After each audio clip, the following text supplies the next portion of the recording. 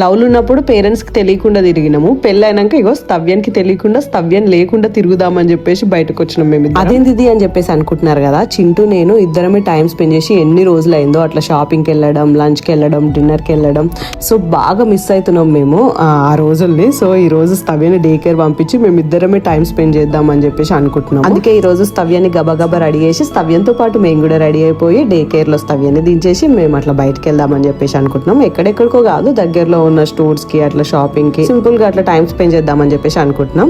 నేను చెప్పిన కదా, చింటూకి ఏ అకేషన్ అయినా ఒక స్పెషల్ అనేది అనిపిస్తే ఖచ్చితంగా ఫ్లవర్స్ ఇస్తాడు అని చెప్పేసి ఈ రోజు నాకు టులిప్స్ ఇచ్చిండు.